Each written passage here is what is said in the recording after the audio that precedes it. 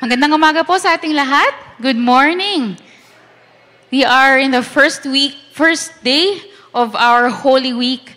We are celebrating Palm Sunday. And gaya po no, every year we talk about this. Ito po ay isang mahalagang event because at the time of Jesus, they celebrated the entry of Jesus in Jerusalem. It was a moment of hope and anticipation for a Messiah, for a Savior. Para sa atin po ngayon, yes, we already know that Jesus is our Savior. We already know that He is our Messiah. And one thing that we realize is that we still need Him. Every day in our lives, we still need our Savior, Jesus Christ. And so, as we come to worship together as one body, ito po ang ating hilingin sa Panginoon. That, Lord, will You teach us to fix our eyes on Jesus? Teach us, Lord, to desire You, to desire Jesus to be in our midst today. Tayo pong lahat ay tumayo. Let this song be the prayer of our hearts as we come to the very presence of our Lord.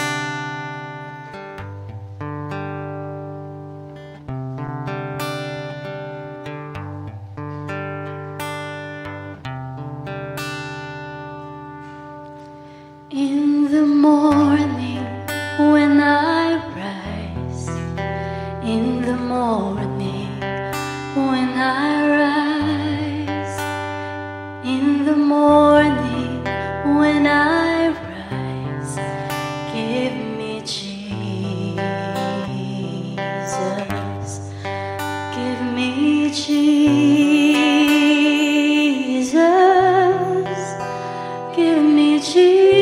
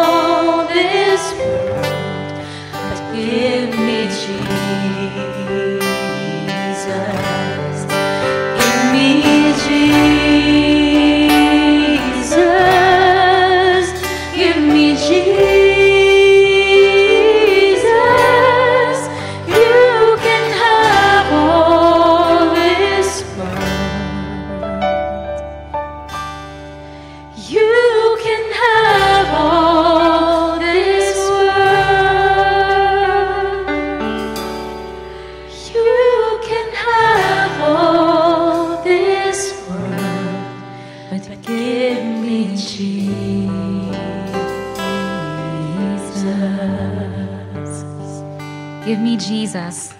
The word says that when we seek God, He is faithful to come to us, and we will find Him. As we seek more of Jesus this morning, let us also remember the beauty, the wonder, and the power of our Lord Jesus. God reveals Himself to us through Jesus Christ. Basahin po natin itong sabay-sabay. Colossians 1:15. The Son is the image of the invisible God, the firstborn over all creation. For in him all things were created, things in heaven and on earth, visible and invisible, whether thrones or powers or rulers or authorities, all things have been created through him and for him. He is before all things, and in him all things hold together, and he is the head of the body, the church. He is the beginning and the firstborn from among the dead, so that in everything he might have the supremacy. In a world filled with challenges and uncertainties, Jesus and the Word of God is our beacon of hope. It is our beacon of redemption. And so today, as we sing this next song, I pray that you will sing it with confidence that our God's power cannot be matched by anything or anyone, and that God's love is greater than our greatest sins. Let Jesus' power reign over CCBC today.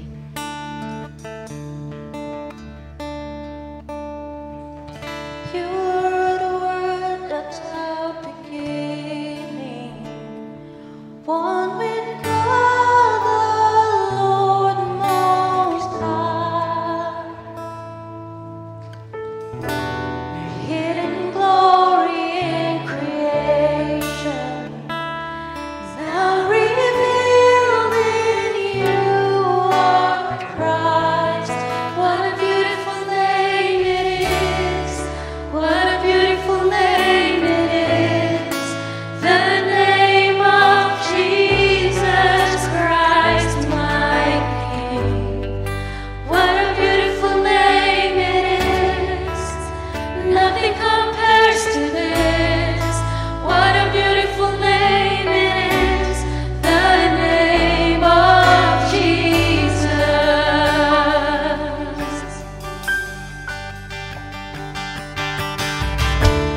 Could have had heaven without us. But thank you, Lord. 'Cause Jesus, you brought heaven down. Your sin was great, your love was greater. What could separate us now? What a wonderful name it is! What a wonderful name it is! The name of Jesus Christ, my King. What a wonderful name it is! Nothing compares to this. What a wonderful name it is! The name of Jesus. This is God's story, and we proclaim it with celebration in our hearts.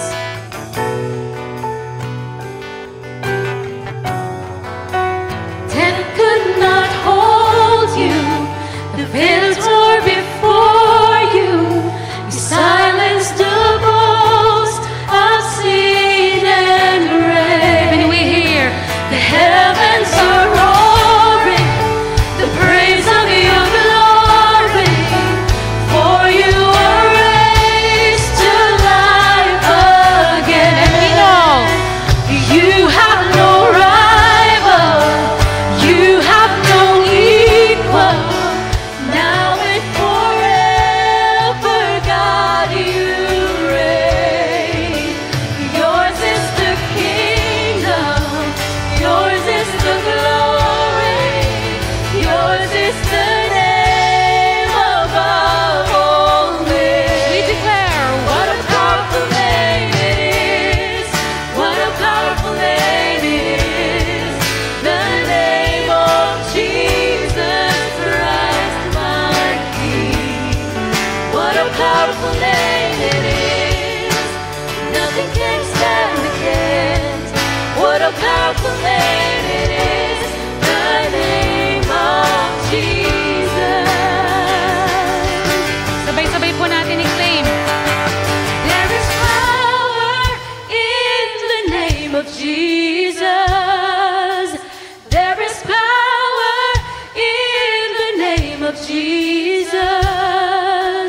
There is power in the name of Jesus to break every chain, break every chain, to break every chain. And over our lives, There is power in the name of Jesus.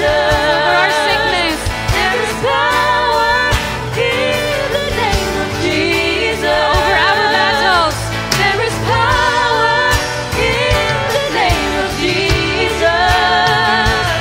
Break every chain, break every chain, break every chain. Break every chain, break every chain, break every chain. I hear those chains falling. we want to hear them, Lord, and declare it, Father. I hear those chains falling. In Jesus' name, we claim victory, Lord, I hear those chains falling. over our relationships that have been broken, Father. I hear those chains falling. We lift our hands to God, I hear those chains falling. Lord. I hear those chains falling. I hear those chains falling. Last one. I hear those chains falling. 'Cause there is power in the name of Jesus. There is power in the name of Jesus. There is power in the name of Jesus. So break every chain, break every chain, break every chain. Break every chain, break every chain, break every chain. You have no rival, you have no equal. Now and forever, God, you reign. Yours is the kingdom, yours is the glory, yours is the name above all names. You have no rival, you have no equal. Now and forever, God, you reign. Yours is the kingdom, yours is the glory, yours is the name above all names.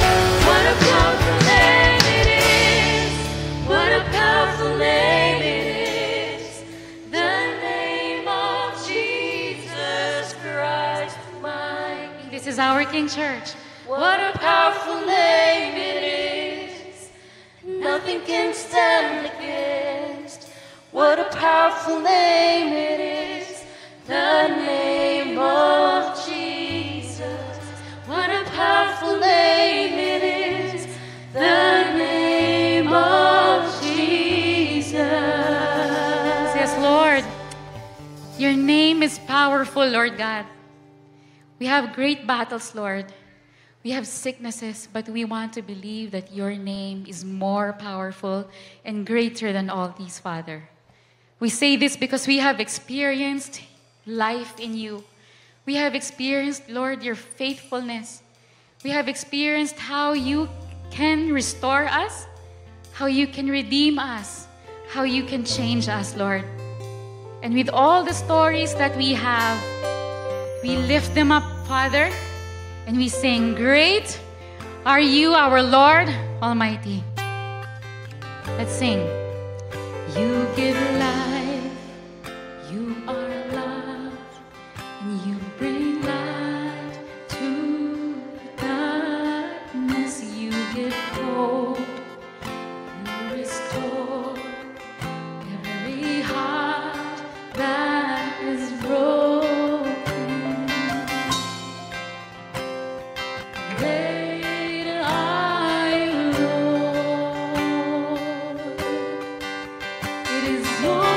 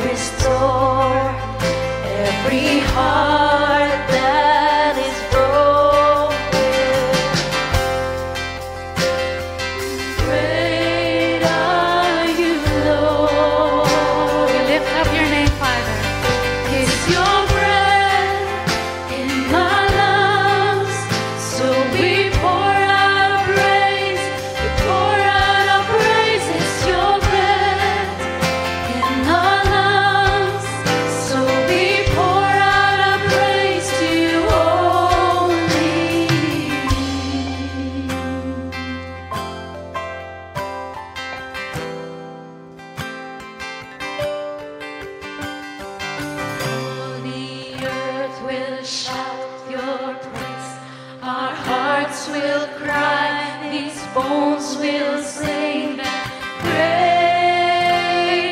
are you, Lord. All the earth will shout your praise. Our hearts will cry, these bones will sing.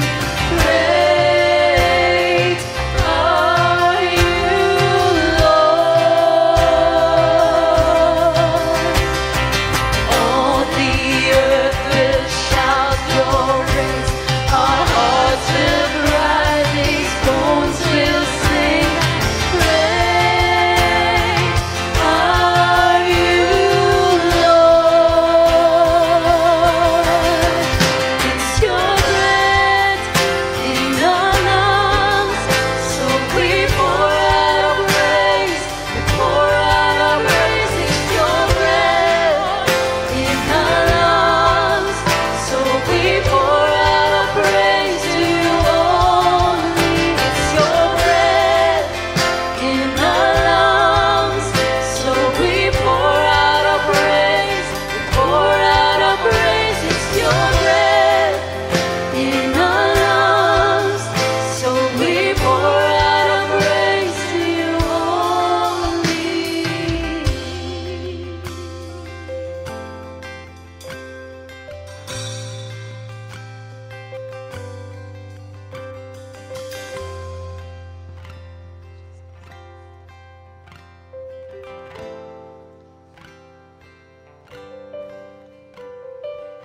Lord, you give life and breathe hope into us. You are light in our darkness, strength in our weakness. It's your breath in our lungs, so we pour out our praise. All the earth declares, great are you, Lord. We worship you for who you are, holy, loving, and faithful. Be glorified in our hearts today. Amen.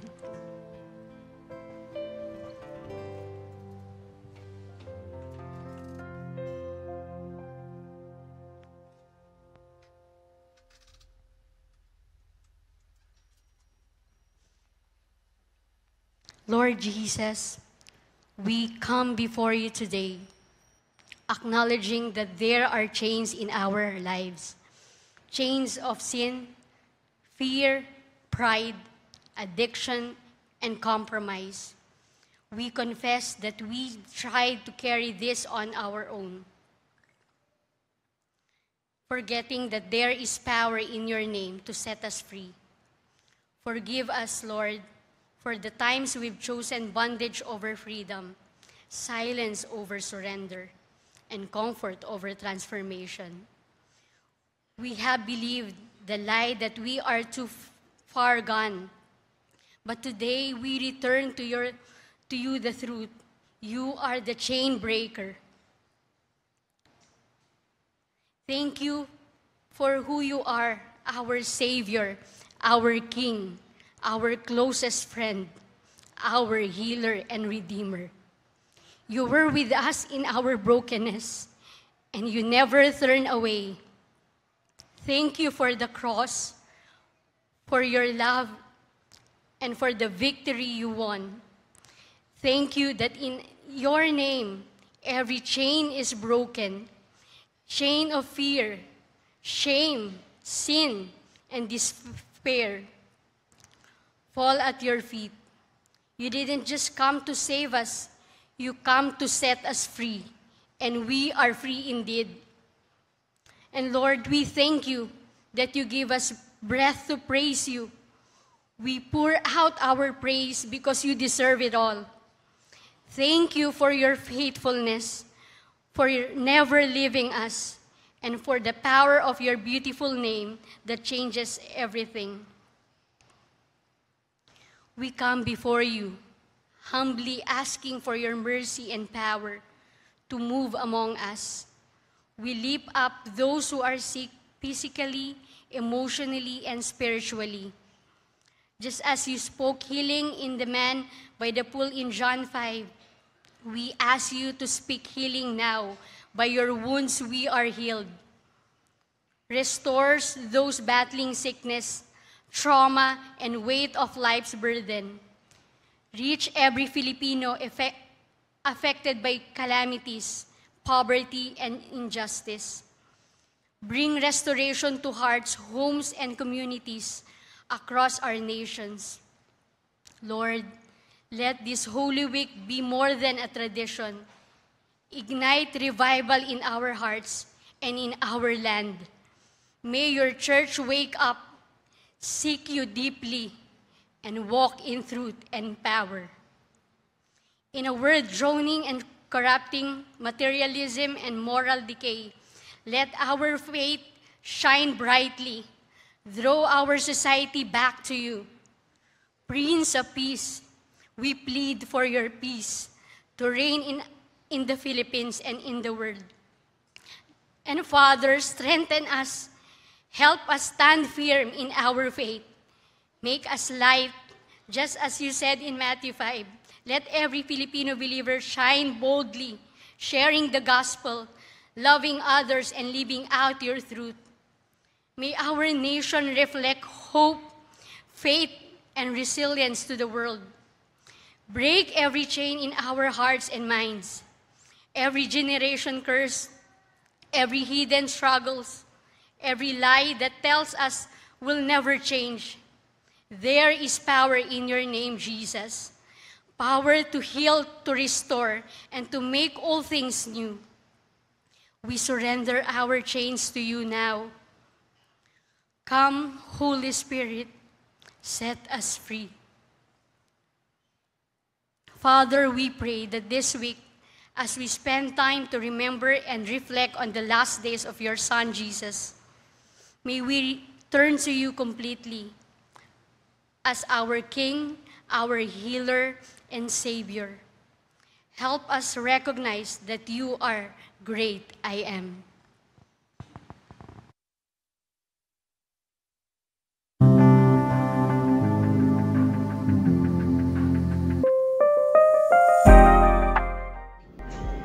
Na-realize ko na I've been so blessed to experience God's love and grace every day. Ang salita ng Diyos ay nangusap sa aking buhay. Natutunan ko sa 40 Day in the Word campaign ang iba pang devotional methods. At ngayon, nagagamit ko na ito sa aking daily devotions. My daily quiet time with God has become even more intimate and meaningful. His love never fails and never runs out for me. I have a deeper understanding of how it is to delight in His Word. It's where I realized and appreciated how important memorizing verses is. Realize ko na I'm so blessed na kilala ko si Lord sa buhay ko. I am filled with assurance of God's promises in His Word. I realized that there's no excuse not to study the Word of God with all the different methods of Bible study available to us. I have learned that the more you make time to study His Word, the more you feel His presence. This campaign has been a gentle reminder for me that abiding is a lifetime process. Our daily time with the Lord through His Word and prayer is an act of daily surrender and dependence in Him. Dahil sa 40-day campaign, naging disiplinado at consistent ako sa pagbabasa ng salita ng Diyos. Gumigising ako ng 5 o'clock at nagme-meditate ako sa Word of God from 5 to 6 a.m. Thank you so much sa 40-day campaign. For 40 days, we journeyed together, opening our Bibles, opening our hearts, and discovering more of who God is through His Word. And along the way, something beautiful happened. Lives were changed. But this is not the end. Our prayer is that this hunger for God's Word would grow deeper and that the journey to knowing Christ more through Scripture continues in each of us every single day.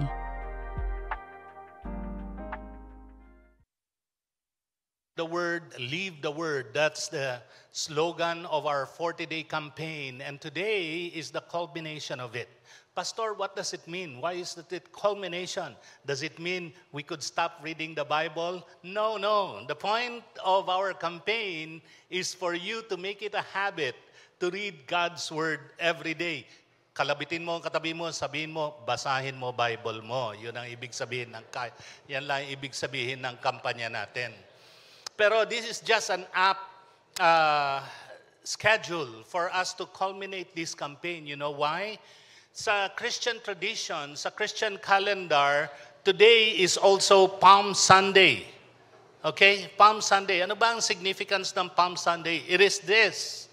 This is the day where Jesus, on the first Palm Sunday, it was the day where Jesus deliberately declared himself that he is the Son of God, he is God, he is the one the Word prophesied about. He revealed God to us. And this will be expounded to us later on in the preaching of God's Word. So mga kapatid, this is the point of our ministry at CCBC. In fact, it is embedded in our core values. Ano ba yung core values ng CCBC? CCBC. The first is communing with God. We value spirituality. Second is we value compassionate communities and families. That's letter C. B, and that is biblically founded living. We value, part of our core values of CCBC is that our lives are guided by the Word of God, by Scriptures. And C, it speaks about our commitment to the Great Commission, to proclaiming the gospel, to helping others see who God is, declaring the Word of God to others. And mga kapatid, as we enter into the portion where we worship the Lord with His tithes and our offerings, I want us that as we bring the tithes and our offerings, whether you do it by bank transfer or physically dropping an envelope as the ushers would be collecting it later on, I want you to do it with a prayer. Say a prayer to the Lord. Lord, bless this simple gift, that your word would continually be proclaimed through the work and through your work in this church, CCBC.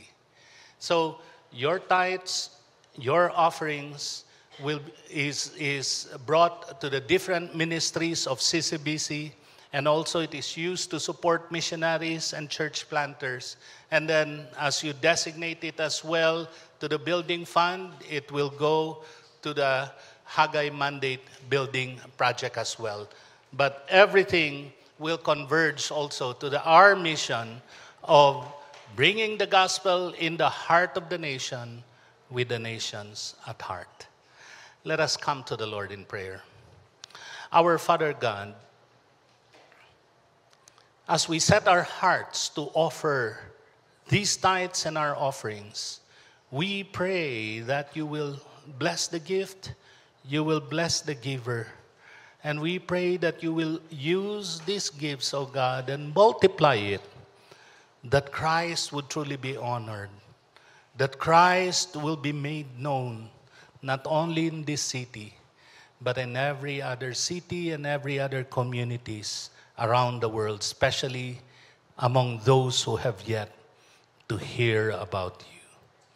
Bless us, O God.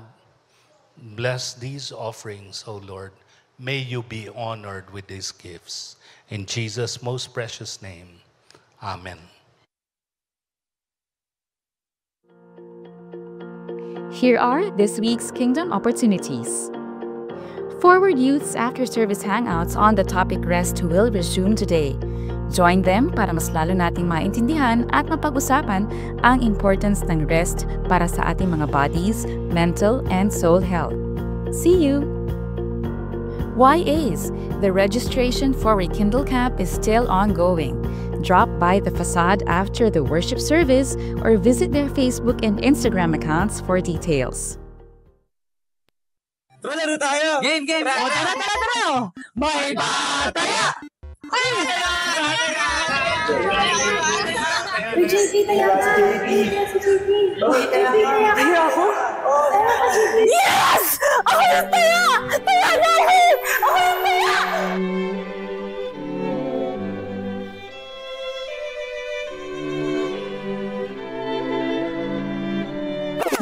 Oh, ikaw na ang chosen. This summer, okay lang maging OA dahil iba magmahal si Lord. Tara, mag-youth camp tayo para mas ma-feel mo. Taya ako! Ako yung taya! Yes! Ako yung taya!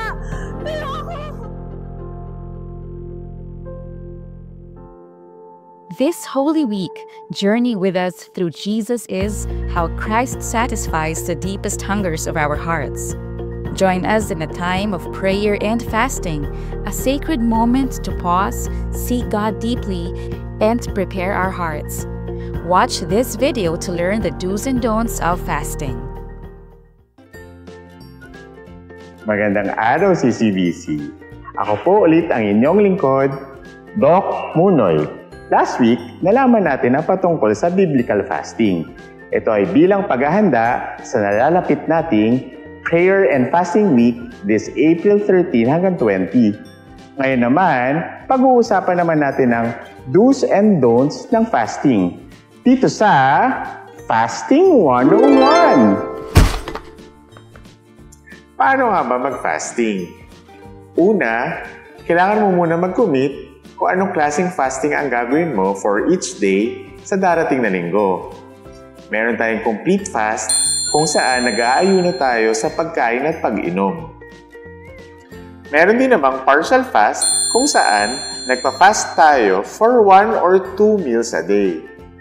Heto pa ang ibang uri ng mga fasting na pwede natin gawin.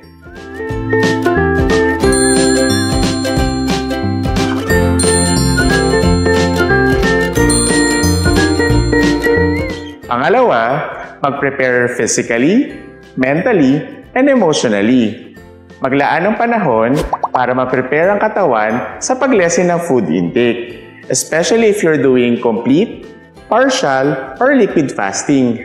Ngunit tatandaan, consult your doctor para malaman kung ang inyong katawan ay nasa tamang kondisyon para makapag-fasting safely.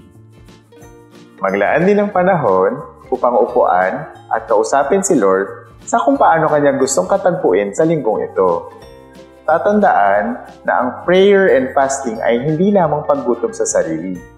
Bagkus, ito ay ang temporary na pag-give up ng ilang mga bagay sa daily lives natin para makapag-spend time kay God in prayer. Lastly, be in faith. Tatandaan na ang ating Ama ay nakikinig sa bawat panalangin natin. Alam niya ang mga pangangailangan natin at kasama natin siya sa bawat hakbang ng buhay. Hayaan natin siyang katagpuin tayo ngayong linggong ito at naway magbunga tayo ng deeper love, greater obedience, and courageous faith. Para sa printed or digital copies ng ating Prayer and Fasting Week devotionals, bisitahin ang ating website sa ccbc.ph. Inaanyayahan din natin ang bawat isa na dumalo sa ating Community Prayer Fellowship mula Miyerkules hanggang Biyernes sa CCBC Worship Hall. Ito ay panahon para tayo'y magsama-sama habang tayo ay nagpa-fasting. Tandaan lamang ang schedule na ito. Para sa iba pang mga mahalagang anunsyo, content, at reminders, parating bisitahin ang ating website at social media accounts. Muli, ako po ang inyong lingkod, Doc Munoy. God bless and have a meaningful prayer and fasting week. Paalam!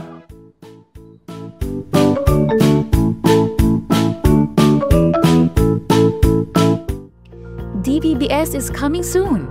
If you want to bless your children, family, and friends with a week of faith discoveries, memorable music, and epic adventures, register now. Let us learn together that Jesus is our true north.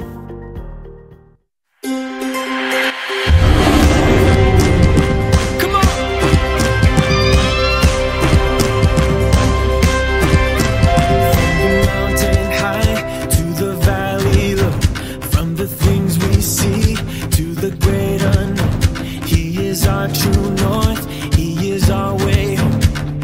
He is our guide in this world that's so wild.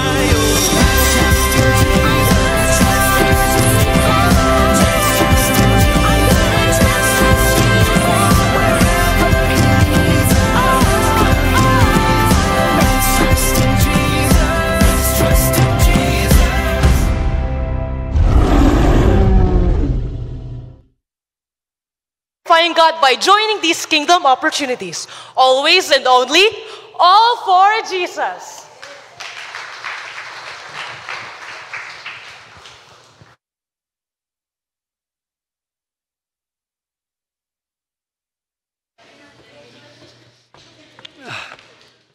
Magandang umaga po sa inyo lahat.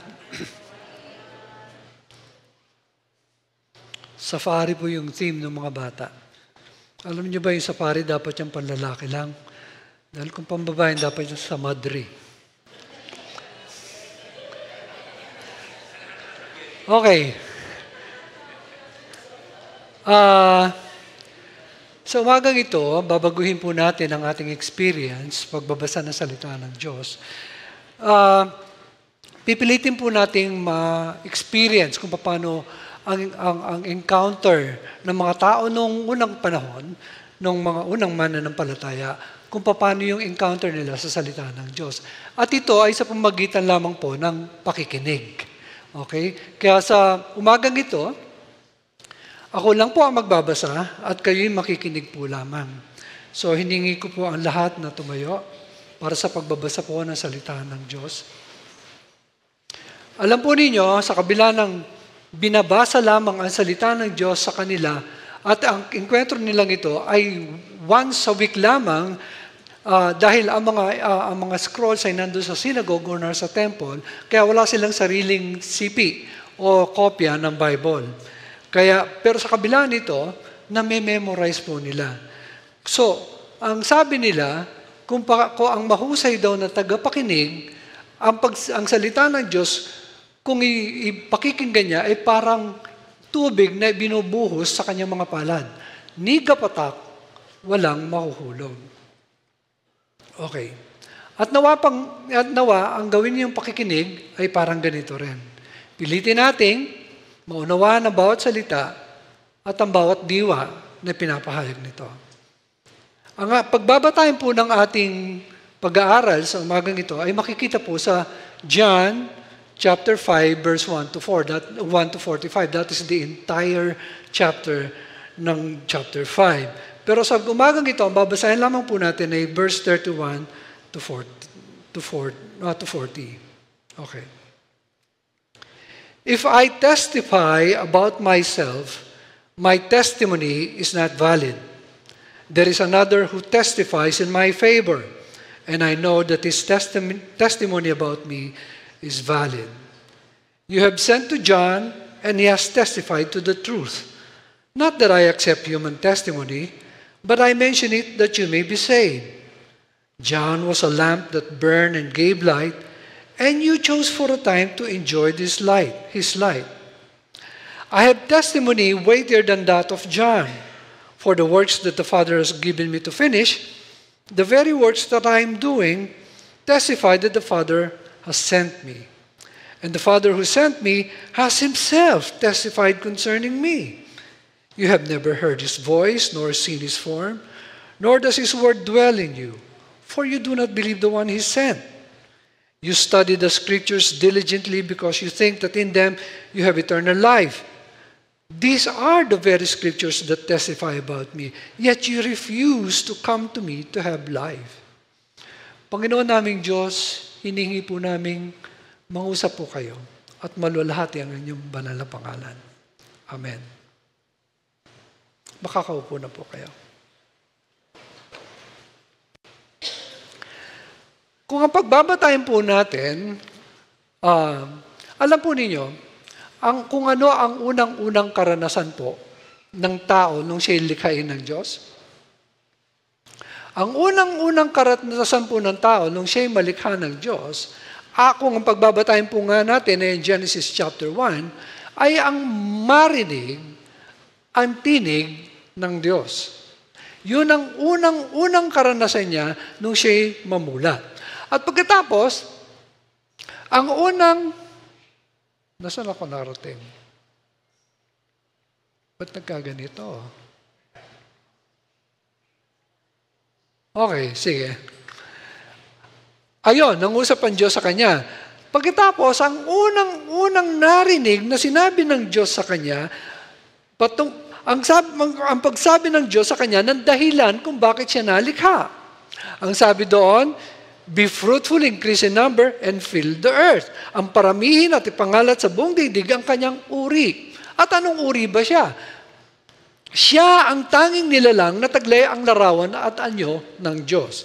Ibig sabihin, nais ng Diyos na palaganapin at ipangalat sa buong daigdig ang kaalaman at kaunawa tungkol sa kanyang sarili. Sa pamagitan ng tao na kanyang nilikha sa kanyang larawan at wangis, ipapaalam niya ang kanyang sarili sa buong mundo. God wants the world to experience His kindness, His grace, and His great love through humans whom He created in His image and likeness. At ito po ang kaparaanan ng Panginoon ng pagpapakilala ng kanyang sarili sa buong daigdig. Pero nung ang tao po ay mahulog sa kasalanan, ang kanya pong ginawang ito ay pagtalikod at paglayo sa Diyos. At bunga po nito, ang tao na dapat siyang magpapalaganap ng kaalaman patungkol sa Diyos, siya mismo hindi na niya kilala ang Diyos. Pero ang Diyos po ay hindi tumigil, no? Siya po ay nagpatuloy na ipahayag ang kanyang sarili. Dahil nga nais nga niyang makilala ng mundo, makilala siya ng buong mundo. At huwag po nating isipin na parang KSP ang Panginoon, na kulang sa pansin. Hindi po. Ang kanyang pagnanasa na maunawaan at makilala siya ng tao ay hindi po pabor na hinihingi niya sa tao, kundi ito ay pabor ng Diyos na binibigay niya sa tao. Dahil ang pinakamalaking pagpapala na natatanggap po ng tao ay ang makilala at maibalik siya sa Diyos. Kaya ang pagpapahayag ng kanyang sarili ay malaking pagpapala ng Diyos sa tao. God is doing us a great favor by making Himself known to us. At ang Panginoon ay nagkaroon ng iba't ibang kapahayagan o na iba't ibang kaparaanan ng pagpapahayag ng kanyang sarili. Una dito, sa magitan ng kanyang creation. Makikita natin ito sa Psalm 19 na sinabi niya, the heavens declare, pinapahayag ang kaulatian ng Panginoon. At pagkatapos ang kalangitan, pinapahayag din ang gawa ng kanyang, pinapakita nito ang mga katangian ng Panginoon sa magitan ng kanyang creation. Araw-araw sila'y nangungusap. Gabi-gabi sila'y nagpapahayag ng kaalaman patungkol sa Diyos. So ang ating Panginoon, ipinapahayag niya ang kanyang kapangyarihan, maging ang kanyang kabutihan sa magitan ng kanyang creation. Okay. Bagamat ang creation ay nagpapahayag, ito po ay hindi sapat para mapakilala at maipanalawa pa ng Diyos sa tao ang marami pang katotohanan patungkol sa kanyang sarili. At ang pinakamainam pa rin pong kaparaanan ng pagpapahayag at pagpaunawa sa tao patungkol sa Diyos ay sa magitan pa rin po ng salita. Nauna na nakita natin ang Diyos ay nangungusap. At sa kanyang wisdom at dahil higit niyang kilala ang tao, ninais ng Diyos na lahat ng kanyang kapahayagan o revelation at ang kanyang ginawa at patuloy na ginagawa at ang kanyang gagawin pa ay maipaalam sa tao at mapanatili sa tao, sa pag-iingat ng tao, ang mga kaalamang ito. Sa paanong paraan? Sa pamagitan ng paglapat ng lahat ng ito sa panulat, the written scripture o the scripture. Kaya, napakahalaga po o napaka-importante tipo ng naging role o papel ng Scripture sa buhay ng isang mananampalataya. Katunayan, sunod sa krus, ang Biblia ay naging simbolo ng ating pananampalataya. Kaya may makikita po kayo mga mga churches na ang logo nila, nakalagay ang Bible doon. At hindi lamang yon, sa Biblia, doon na rin nakalagay ang ating pagkakilanlan, ang ating identity. Katunayan, sa Quran, tuwing tutukuyin ang mga mananampalataya at maging mga Hudyo, tatawagin silang people of the book. So, we, the church, are so identified with the Scriptures. Nakadikit sa atin ang Scripture sa ating pagkakilanlan. Sana'y totoo po yan sa ating lahat. Okay. Saka nakalipas po natin 40-day campaign, ang ninais po natin mangyari at nabanggit ni Pastor George. Nasaan si Pastor George? Hello. Okay. Love the Word, learn the Word, live the Word. At dito po tayo pupunta doon sa pangatlong kaparaanan ng pagpapakilala ng Diyos sa kanyang sarili. Through the creation, pagkatapos through the written word. Nakita natin. Alam po ninyo, nung ipinakilala po sa akin ang aking may bahay na si Ami, hindi ko pa siya, siyempre, Mrs. noon. Ito'y sa magitan lang po ng telepono. No? Tumawag yung kaibigan niya sa akin, pagkatapos sinabot niya yung telepono kay Ami. No? At pagkatapos, nagustuhan ko yung unang kwentuhan namin. No? Nag-enjoy ako. Dahil, pagkatapos, ang ginawa ko, ang nangyari, tawag ako ng tawag sa kanya whenever na nasa Maynila siya. At yun ay parang halos araw-araw. So, kung alam po ninyo salitang telebabad, yun ay ginagawa namin. Okay? So, ang dami namin pinag-uusapan. No? Kung ano yung pinakikinggan naming music, kung ano yung mga pelikulang namin pinapanood, yung librong amin nabasa, yung mga ganon. Okay, so ang dami namin na pagkukwentuhan araw-araw, iba't ibang topic. Sa magitan ng mga kwentong ito, no, sa mga bagay na akin naririnig patungkol sa kanyang sarili, na kanyang kinakwento, masasabi kong kilala ko na siya, bagamat hindi ko pa siya nakikita. So masasabi kong nabuo na sa aking isip, nabuo na sa aking isip kung sino siya at ano siya. Yung kanyang character, yung kanyang personality. So, ang lahat ng ito, alam ko na. No? At ang lahat ng ito ay dumating sa akin sa magitan lamang ng mga ingay na tinatawag nating salita na nagmumula sa kanyang bibig at pumapasok sa akin tenga. Sa magitan ng telepono. Paano pa? Kung nakilala ko siya sa ganitong kaparaanan, paano pa? Kung kami magkita at pagkatapos kami ay nasa iisang lugar, makikita ko yung kanyang muka, kung paano siya ngumiti, kung paano siya mag-react, kung paano nagsiswing ang kanyang mga kamay kung siya ay naglalakad. No? At ganun nga ang nangyari. Nung kami magkakilala, mas nakilala ko siya ng mas mainam sa kaparaanang hindi mangyayari sa pakikinig lamang. And I fell in love. At dito na tayo tutungo sa pangatlong kaparaanan ng Diyos at ito ang pinakasuperior na kaparaanan ng pagpapakilala ng kanyang sarili. Through His Son. Noon po, tanging kaparaanan ng mga tao para makilala ang Diyos ay sa magitan ng pakikinig lamang, gaya po ng akin nabanggit kanina. No? Pinakikinggan lamang nila to. No? Pero yung pong kanilang pakikinig ay lifetime po yun. No? Lifetime. Sa ang mga bata, no, sa mga bata sa kanila, yung kanilang mga ama, laging binabanggit yung scripture sa kanila. Nire-recite yung scripture sa kanila. Yun po ang bilin ng ating Panginoon doon sa Deuteronomy chapter 6. Pag-usapan nyo, pag kayo tatayo, pag kayo nakaupo, pag kayo hihiga, pag kayo naglalakad, ang sabi niyang gano'n, no? So, nakabisan nila yung scripture dahil lang sa pakikinig. At dahil sa kanilang nakabisan ng scripture, masasabi natin, nakilala nila at naunawaan nila kung sino ang Diyos na kanilang sinasamba. Kung sa ganitong kaparaanan, sa pagitan lamang ng pakikinig, nakilala nila ang Diyos, paano pa kung ito ay biglang nagpakita sa kanila at nanahan na kasama nila? At ganito po ang sinabi nga ni John, na binanggit din kanina ni Pastor. Actually, yun na yung kabuuan ng message kanina, pwede na akong umuwi. Pero hindi, okay. In the beginning was the Word, and the Word was with God, and the Word was God. Yun ang maliwanag. The Word was God. At pagkatapos, the Word became flesh. At pagkatapos sasabi ni John and made this dwelling among us. Yun ang patutuo niya. No? At pagkatapos, pinahayag din ni John kung ano ang layunin ng kanyang pagdating. No one has ever seen God but God, ang tinutukoy niya ay ang anak, but God, the one and only, who is at the Father's side, has made Him known. Ayun ang layunin ng ating Diyos kung bakit siya bumaba.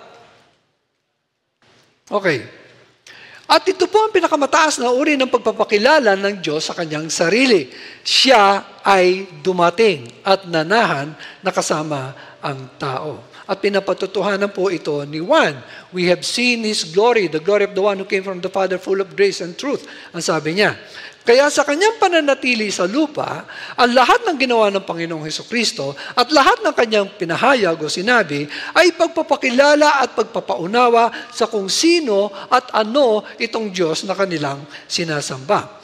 Pero ito ang problema, at nabanggit din kanina ito ni Pastor George.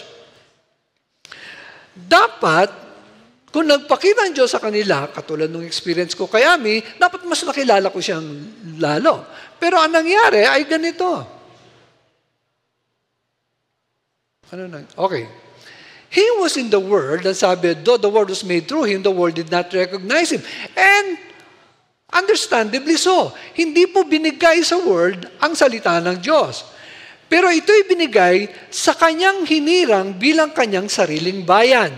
His own people. Binigay sa kanyang mga salita. At tignan po ninyong ang nangyari. He came to that which was His own, but His own did not receive Him. At dito na nagkaroon ng problema ang mga Hudyo. Sa ating text ngayong umaga, nagsimula po ang kwento sa ganito. Merong pinagaling ang ating Panginoong Kristo na lumpo at pinagaling ito sa pagitan lamang ng kanyang salita, the Word. Okay. Ang sabi niya doon sa lumpo, bumangon ka, damputin ang iyong banig, at pagkatapos, umuwi ka na. Sabi niya gano'n. At ito ang issue, mga mare. Alam niyo ba, ang pagpagaling ay ginawa ng Panginoon sa araw ng Sabat. At doon nagkaroon ng problema sa mga teachers of the law and the Pharisees. Okay. Eto. So because Jesus was doing these things on the Sabbath, the Jews, sabi niya, persecuted Him. Pag sinabing the Jews, ang ginagawa ang sinasabi ni John dito ay yung mga experts of the law and the Pharisees and teachers of the law. Sa Matthew, ang tawag ni Matthew sa kanila ay teachers of the law and the Pharisees. Pero si John, tutukuyin sila sa pangala o sa pananalitang the Jews lang. Okay? So, sila yon.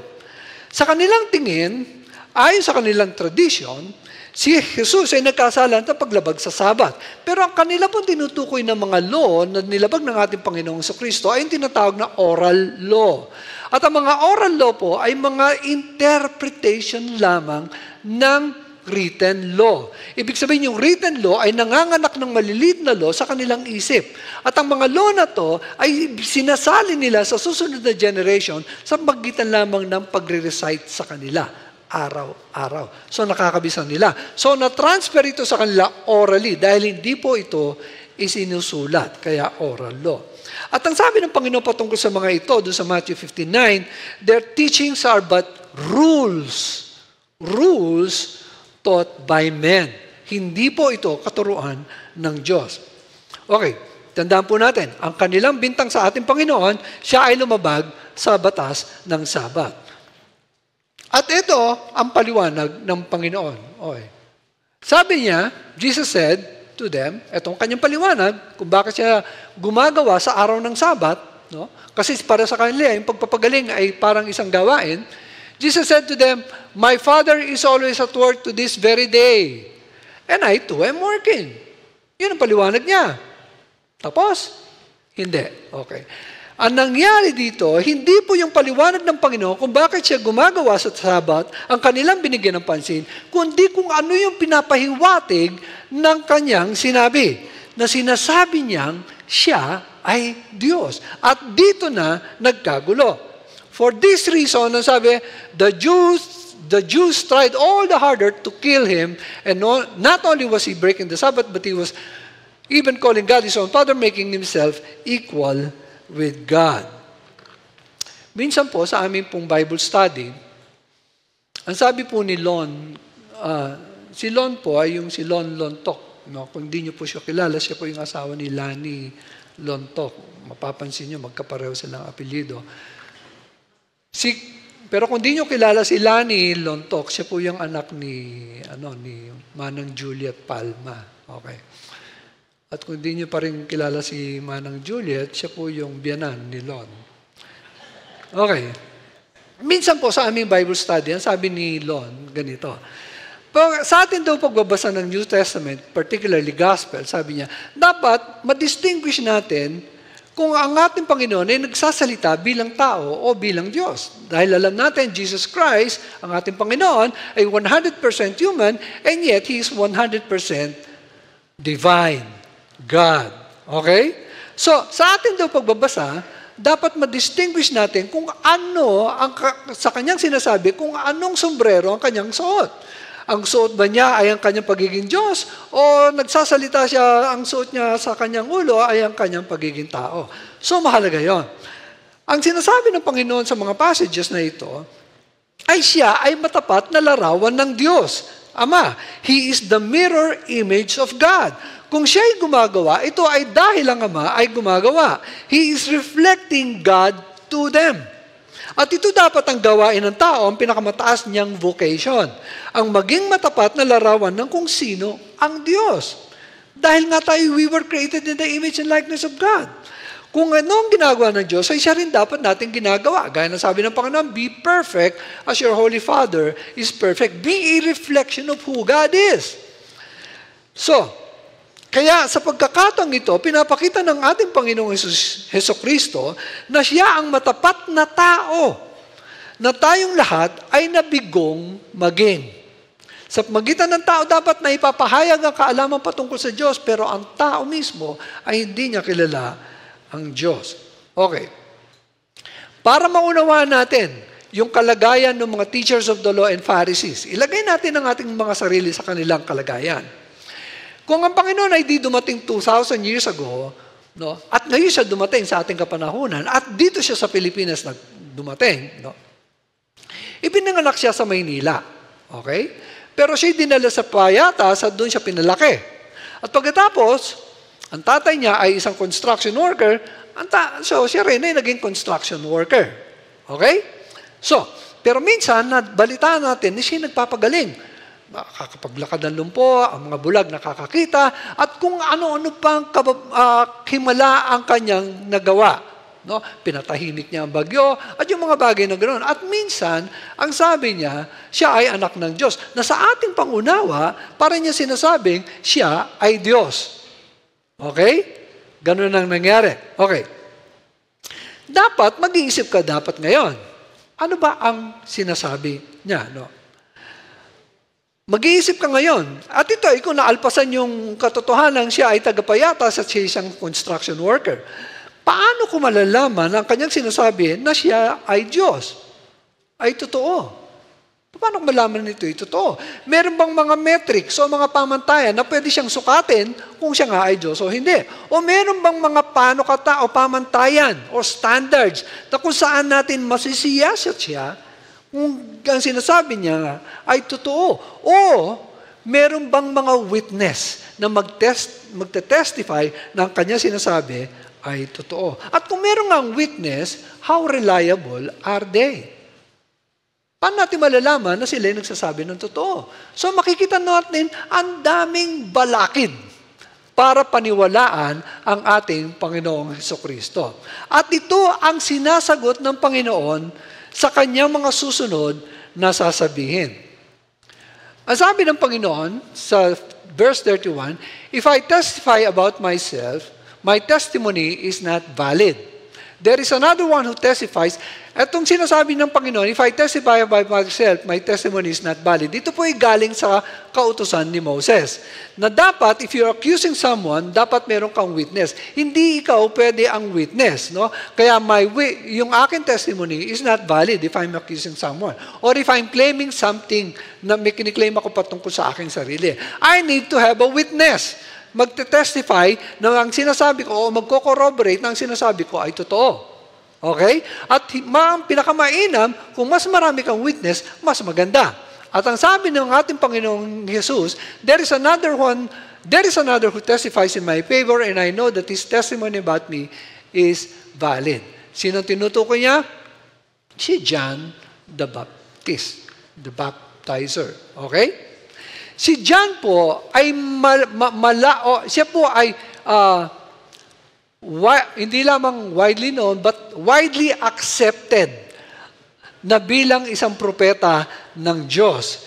Siya ay tagapagsalita ng Diyos dito sa lupa. Okay? Malaganap na tinanggap siya ng ganito. At pagkatapos, siguro ilagay natin ang ating mga sarili sa kanilang lugar. Ang huling pagpapahayag po ng Diyos sa magitan ng propeta ay nangyari 400 years ago. Napakalayo na. So, bagong experience ito sa kanila at makikita nyo kung bakit sila magiging skeptics din. Lalo na yung mga teachers of the law and Pharisees. Pero ganun pa man, he was widely accepted as a prophet of the Lord. At kalaunan, katulad ng mga naunang propetang nauna sa kanya, si Juan Bautista, siya rin po ay inusig. Okay? Kaya sabi doon, and you chose for a time to enjoy his light. Una, pinaniwalaan siya, pero ngayon ay hindi na. Okay. So, ganito ang ginagawa nila sa mga propeta. Kaya ang nangyari sa kanilang pag-reject, kay John the Baptist, ito yung ginagawa ng kanilang mga ninuno. They were rejecting the prophets. At ngayon, tinutuloy lamang nila ang tradisyon na ito. Gaya na sabi ng Panginoon sa Matthew 23, woe to you, teachers of the law and Pharisees, you hypocrites. Sabi niya, no? You build tombs for the prophets and decorate the graves of the righteous. And you say to yourself, if we had lived in the days of our forefathers, we would not have taken part in the shedding of blood of the prophets. Sabi niya. Pagkatapos sabi niya, so you testify against yourself that you are the descendants of those who murdered the prophets. At tapos sabi niya, fill up then the sins of your forefathers. Sabi niya, ituloy na ninyo yung ginagawa ng ninuno nyo. Sabi niya, pangatawanan na ninyo. At ganito nga ang nangyari. At hanggang mauwi, ang pinakadakilang pagpapahayag ng Diyos sa kanyang sarili sa magitan ng kanyang anak. At alam natin kung ano ginawa nila sa kanyang anak. Tapos, pagkatapos si John the Baptist, yung Jesus' work. Ang kanyang gawain. Ang nagpapatuto na siya ay sugo at hinirang ng Diyos. Ang sabi niya, si John 5, I have testimony weightier than that of John. The very work that the Father has given me to finish, which I am doing, testifies that the Father has sent me. Ito ang nagpapatotoo, ako ay galing sa Kanya, ang aking ginagawa. May komentary pong ganito, no, na nagsasabi ng kanyang work na tinutukoy ay yung daw pong mga himala. Katulad nung sa Old Testament, kung paano pinakilala ng Diyos ang kanya sarili sa Israel, nung sila ay nasa Egypt, dahil hindi po nila kilala yung kanilang Diyos. Ang tanging alam nila sa Diyos nila ay yung Diyos yan ng aming mga ninuno. Si Adam, Isaac, at Jacob. So, nung dumating ang Panginoon, ipinakilala niya kanyang sarili sa kaparaanan sa paggawa ng mga himala. Okay? So, in-establish niya kung sino siya sa pagitan ng mga himala. Doon niya, gano'n ang kanyang kaparaanan ng pagpapakilala. At gano'n din ang ginawa ng ating Panginoon. Nung unang siya'y dumating, ang ginawa niya, hindi lamang siya nangaral, siya ay nagpakita ng maraming kapangyarihan at himala.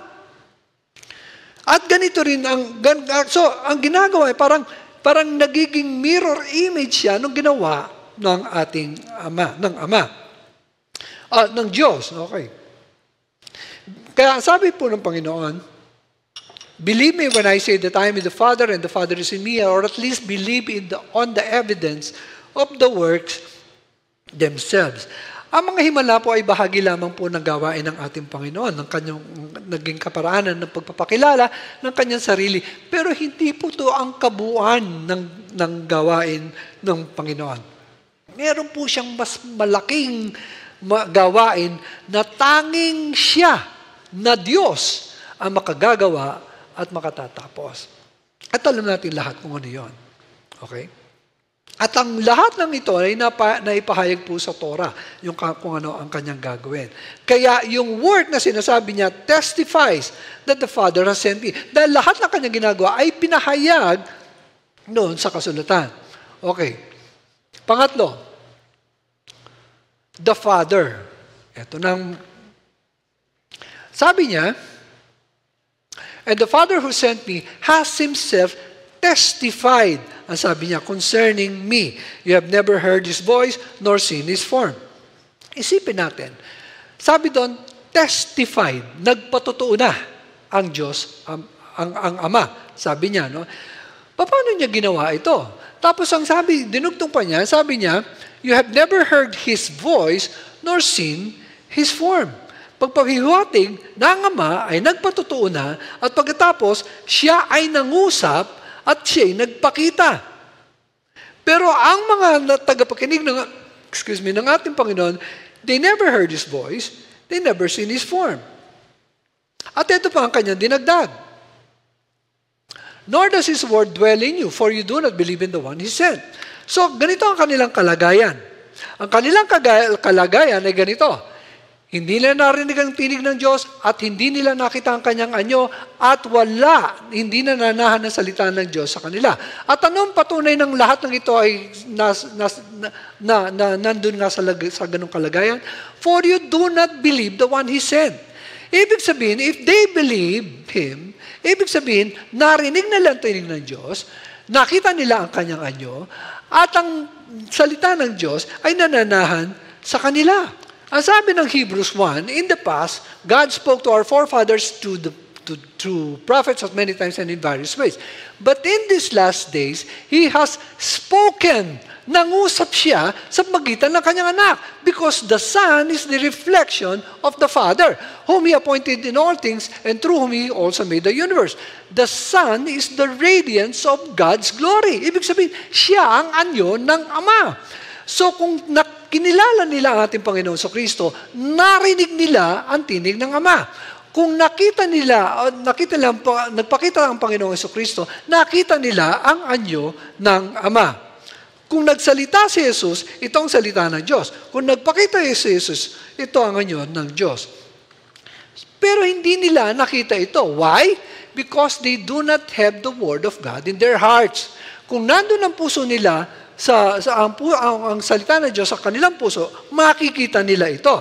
Ano pa sabi ng Panginoon?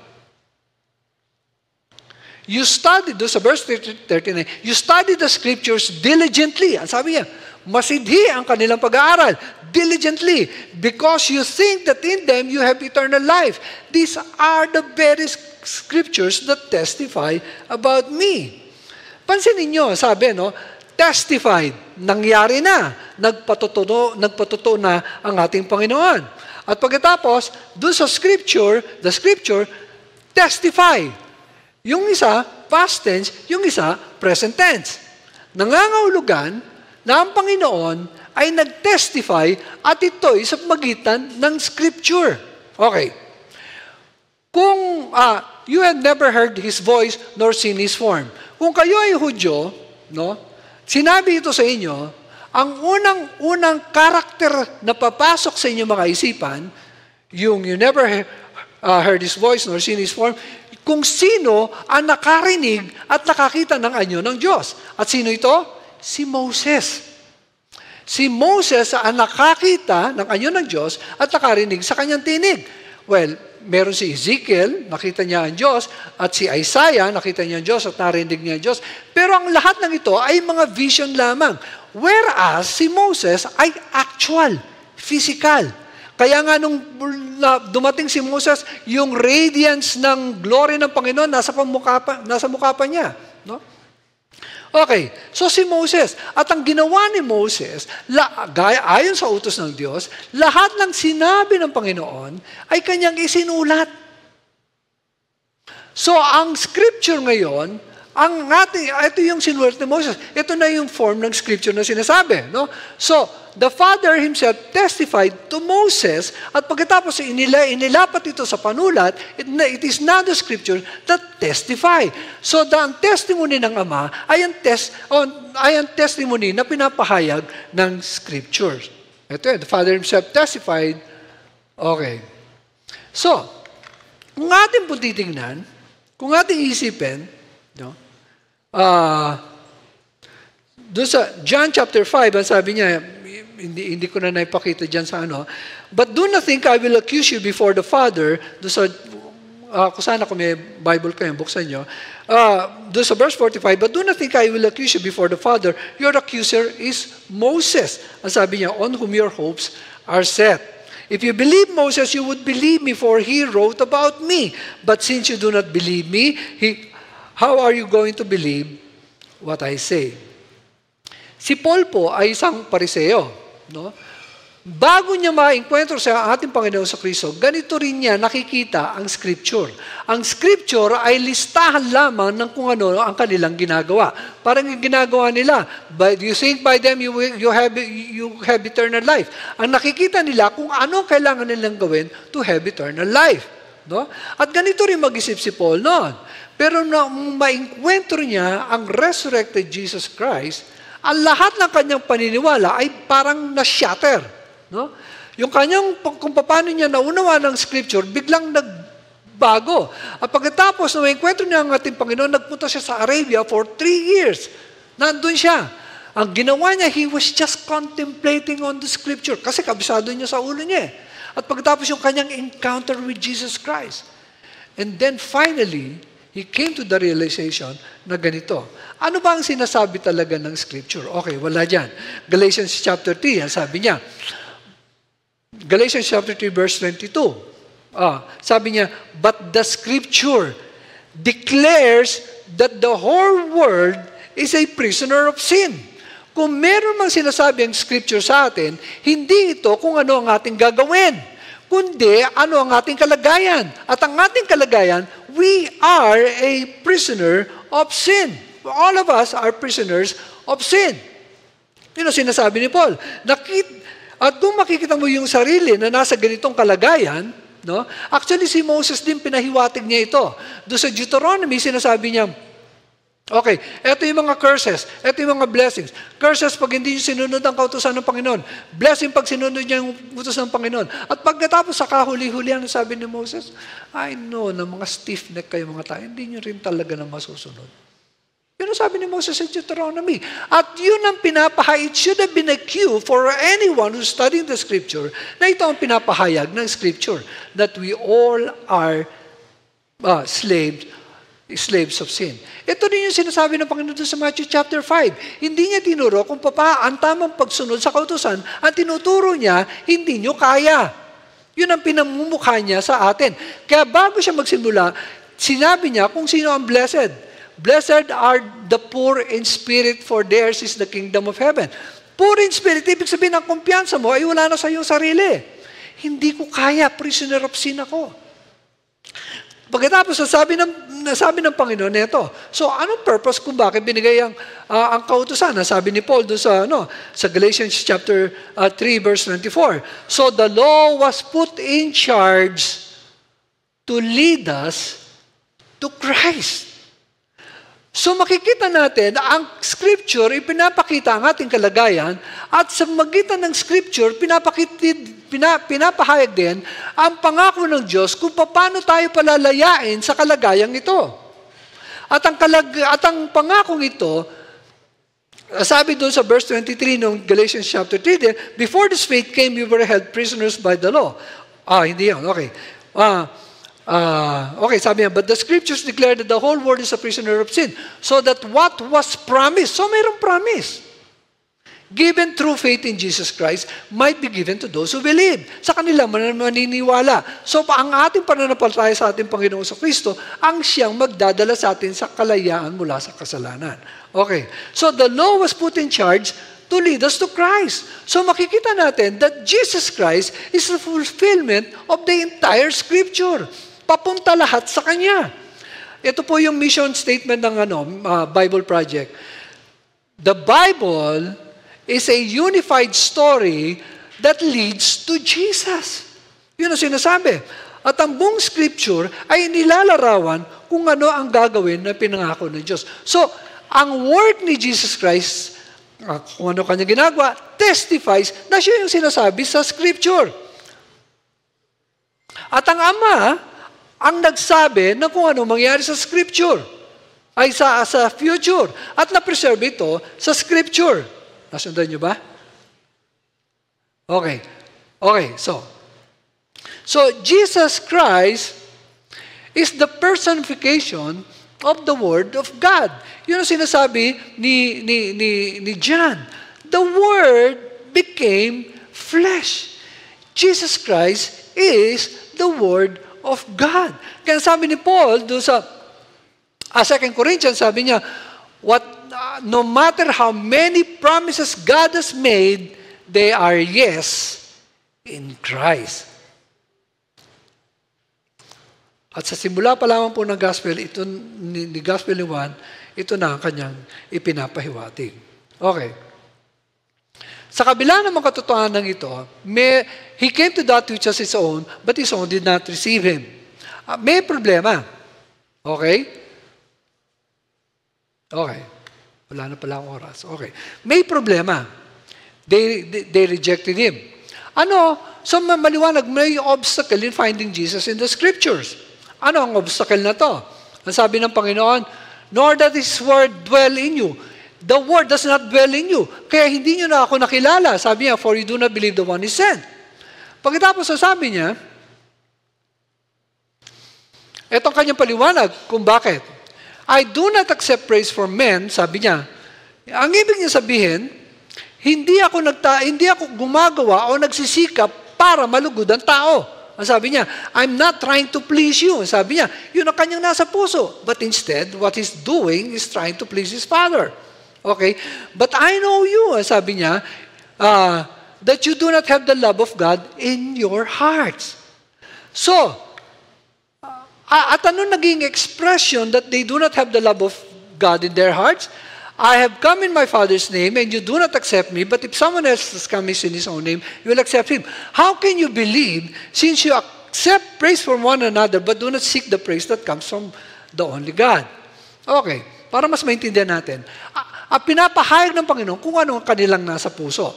Sa Matthew chapter 6, ang sabi ng Panginoon, ganito. Okay.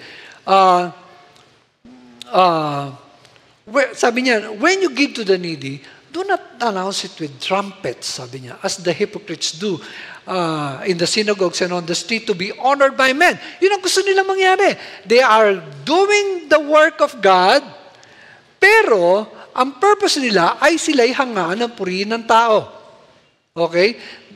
Pero sabi ng Panginoon, they have received their reward in full. Yun ang gusto nila mangyari. So, pinuri sila ng tao. Nakuha nila yung gusto nila. So, tapos sabi niya, but when you give to the needy, sabi niya, do not let your left hand know what your right hand is doing so that your giving may be in secret. So the Father who sees what is done in secret will reward you. Ibig sabihin, you're working to please God. Yun ang yung nasa puso. At kung ganun ka nga, you're always looking for God to please Him because you love God.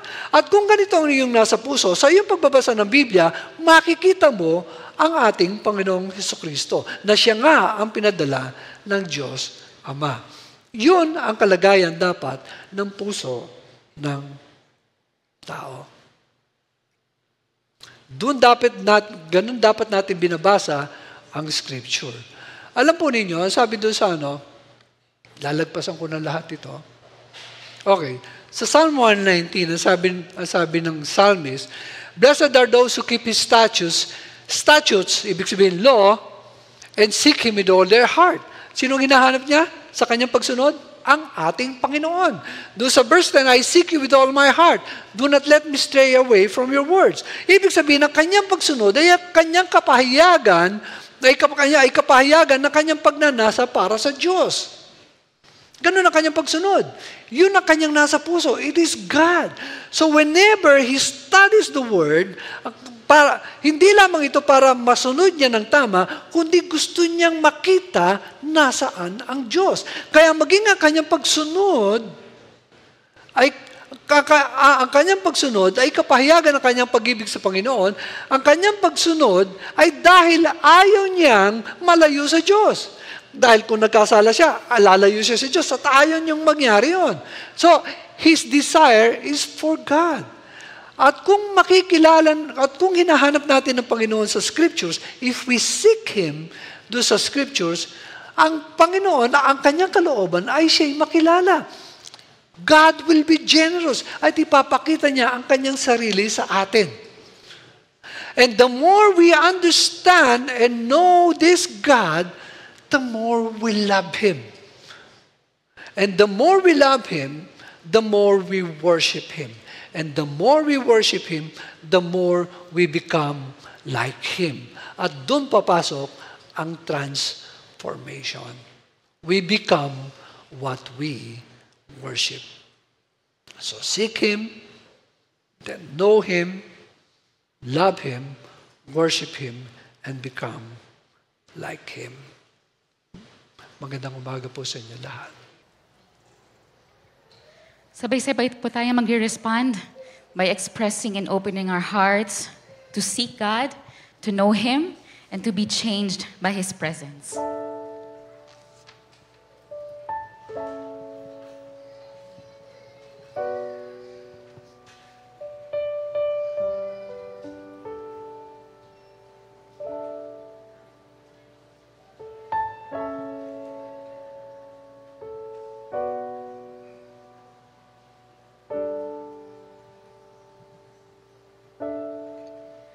The more I seek you,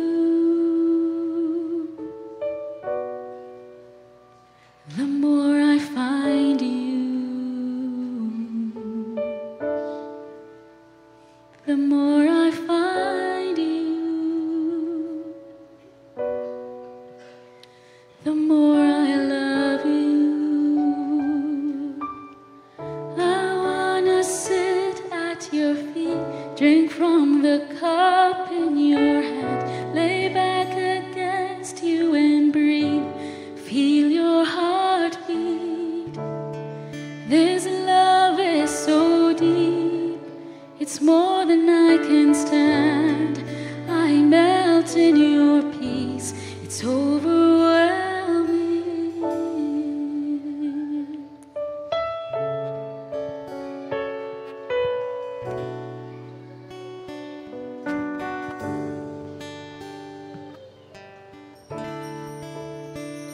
The more I seek you, the more I find you. The more I find you, the more I love you. I wanna sit at your feet, drink from the cup in your hand, lay back against you and breathe, feel your heartbeat. This love is so deep, it's more than I can stand. I melt in your peace, it's overwhelming. I wanna sit at your feet, drink from the cup in your hand, lay back against you and breathe, feel your heartbeat. This love is so deep, it's more than I can stand. I melt in your peace, it's overwhelming. Thank you, worship team, for that beautiful prayer song. And I hope that you were able to join them in calling and coming to the presence of Jesus. At salamat rin, Brother Jimmy Tan, for declaring God's Word today. Just a proper introduction for him, for those who do not know him. Brother Jimmy has his career in sales, and the credential for him to stand in the pulpit is not a seminary degree because he has none. But one thing I know about this guy is that he, even before the sun rises, he is already in the presence of the Lord, reading God's Word. And knowing this brother for so many years, I've seen how God has transformed his life as a result. Thank you, Brother Jimmy. Let us express our appreciation to him. And this is a challenge for all of us, brothers and sisters in the Lord. The culmination of the reading of God's Word is not about your blessing. It's not about us growing. It is not about us experiencing prosperity. It is all about Jesus and His glory. CCBCers, as we continue to bring this challenge to you and encourage you to read God's Word, do it with this motive in your heart. Lord, I want to seek you. Lord, I want to worship you. Lord, I want to lift you up. Let that be in our hearts. Now you may ask me, Pastor George, what next about the 40 days? Of course, continue reading God's Word. This week is a Holy Week. And this is also prayer and fasting week for CCBC. You have heard Doc Monoy's cute admonition to you on how to engage in fasting. Balikan nyo na lang yan sa social media kung gusto nyo makita siya uli. Okay? But for your guidance, our prayer and fasting committee, led by our brother Mark Paulo Cardenas, produce materials for your use. And these materials are available for free. And you could avail of it through our social media. Doon po magagamit yun. Pastor, kapag hindi ako sanay ng social media, of course, we have printed some for you. But to stave off some cost of production, so you could receive this for some donations. I think 120 or so, depende na po sa inyong puso. But ilagay po ninyo doon just to help us stave off the production of these books. But this is very limited. So I encourage you, gamitin po ninyo in digital, but some of us may prefer to use this notebook. And then, of course, I want to remind you, this week we will also have our Holy Week services on Wednesday at 6 o'clock, on Thursday at 5 o'clock, on Friday at 5 o'clock. So this will be our gathering while we are fasting. Gather to worship the Lord and honor Him together. Let us all rise up as we close in prayer and have the benediction. By the way, a while ago we received news that our brother Mac Aquino, one of those who entered membership at CCBC at around 1969, he was rushed to the hospital in Marikina Valley. And then later on this morning, her daughters texted us that he has gone to be with the Lord. So let us, friends of Brother Mac, let us pray for the family and be a source of encouragement and strength to the Aquino clan. Manalangin po tayo and let's come to the Lord. Father, we thank you for your word. We thank you for the moving of your Spirit. It is my prayer, Lord, that you will cause us CCBCers to be rooted and established in love, that we may have power together with all the saints to grasp how wide, how long, and high and deep is the love of Christ. And to know that this love that surpasses knowledge, that we will be filled to the measure of all fullness of God. And yet, Lord, our desire and our aim, it is not merely for our benefit, but it is for your glory. Now to Him who is able to do immeasurably more than all we ask or imagine, according to His power that is at work within us, to Him be glory in the church and in Christ Jesus throughout all generations, forever and ever. Amen.